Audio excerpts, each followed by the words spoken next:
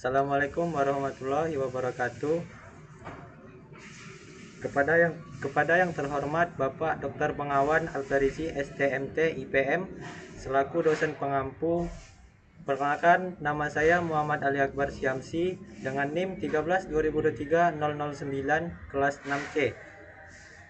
Di sini saya akan mempresentasikan hasil dari makalah yang berjudul Manajemen Risiko pada Sistem Tenaga Listrik.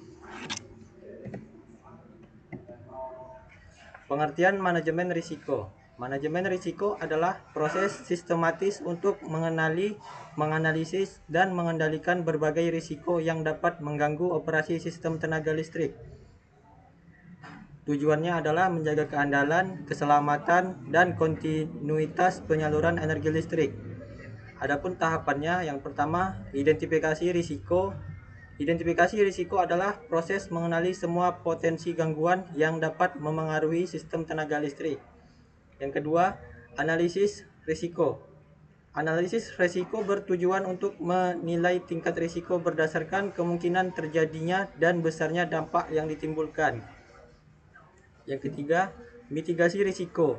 Mitigasi risiko adalah upaya mengurangi kemungkinan terjadinya risiko atau meminimalkan dampaknya. Terus, identifikasi risiko. Apa itu identifikasi risiko? Identifikasi risiko merupakan tahapan awal untuk menemukan semua potensi gangguan yang dapat memengaruhi sistem tenaga listrik.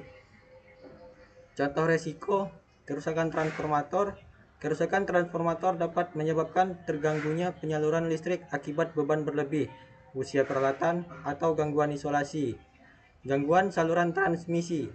Gangguan pada saluran transmisi dapat disebabkan oleh cuaca buruk, pohon tumbang, atau putusnya konduktor sehingga menghambat penyaluran listrik. Sambaran petir.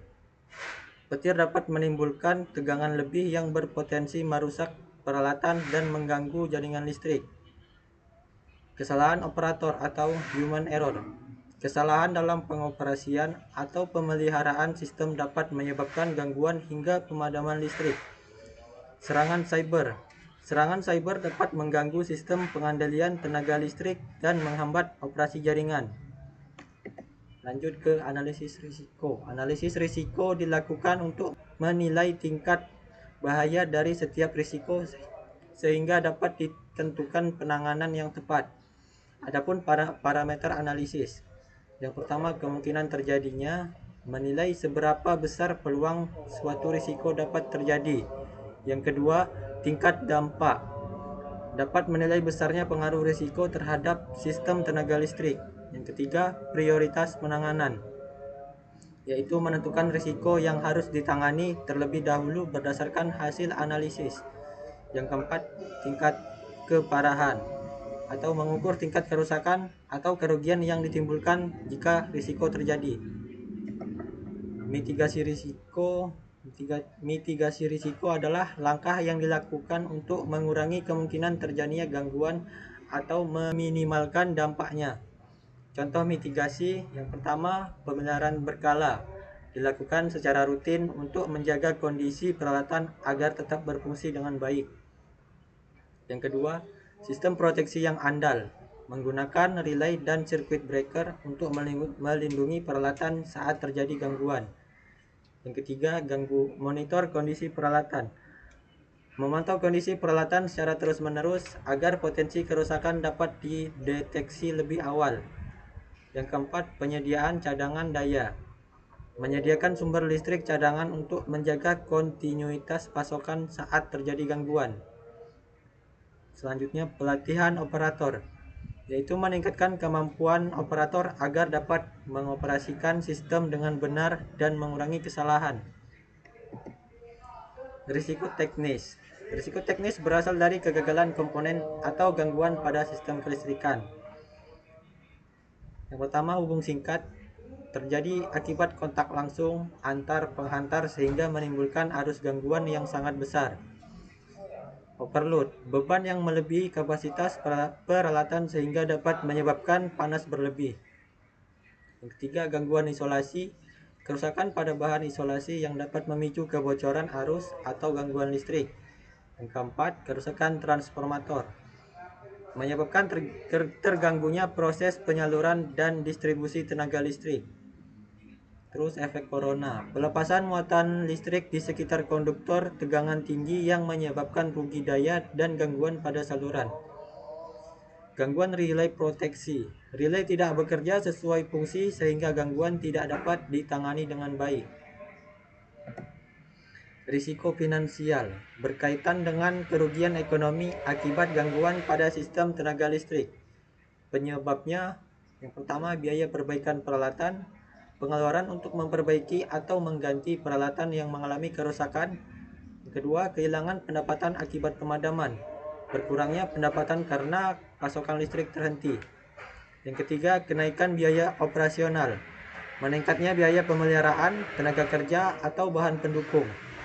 Yang keempat, investasi peralatan baru, pengeluaran untuk pembelian atau modernisasi peralatan agar sistem tetap bekerja andal. Dampak risiko finansial, yang pertama, meningkatnya biaya operasional. Perusahaan harus mengeluarkan biaya yang lebih besar untuk menjaga sistem tetap beroperasi. Kedua, menurunnya keuntungan perusahaan. Bertambahnya pengeluaran dan berkurangnya pendapatan dapat mengurangi laba perusahaan. Risiko regulasi, contohnya perubahan tarif listrik. Penyesuaian tarif yang ditetapkan pemerintah dapat memengaruhi biaya operasional perusahaan. Standar keselamatan baru, perusahaan harus menyesuaikan peralatan dan prosedur agar memenuhi standar yang berlaku. Yang ketiga, aturan lingkungan. Kebijakan terkait perlindungan lingkungan dapat mengharuskan penggunaan proteksi yang lebih ramah lingkungan. Yang keempat, perizinan proyek. Proyek perizinan yang lebih lama atau perubahan persyaratan dapat menghambat pembangunan infrastruktur. Dampaknya, yang pertama, penyesuaian produser kerja. Yang kedua, tambahan biaya investasi. Dan yang terakhir, keterlambatan pelaksanaan proyek. Strategi manajemen. Yang pertama, mengidentifikasi seluruh potensi risiko, mengenali semua kemungkinan gangguan yang dapat memengaruhi sistem tenaga listrik. Yang kedua, menganalisis tingkat risiko, menilai kemungkinan terjadinya risiko dan besarnya dampak yang ditimbulkan. Yang ketiga, menentukan prioritas penanganan, memilih risiko yang harus ditangani terlebih dahulu berdasarkan tingkat keparahannya. Yang keempat, melakukan mitigasi risiko, menerapkan langkah-langkah untuk mengurangi kemungkinan maupun dampak risiko. Yang terakhir, melakukan monitoring dan evaluasi secara berkala, memantau efektivitas pengelolaan risiko dan melakukan perbaikan jika diperlukan. Tujuannya yaitu strategi pengelolaan risiko bertujuan untuk meningkatkan keandalan, keamanan, dan efisiensi sistem tenaga listrik sehingga pasokan listrik dapat tetap stabil, aman, dan berkesinambungan meskipun menghadapi berbagai potensi gangguan. Baik, itu saja presentasi dari saya. Apabila ada kekurangan, saya mohon maaf. Kalau saya mengampun, saya tutup. Assalamualaikum warahmatullahi wabarakatuh.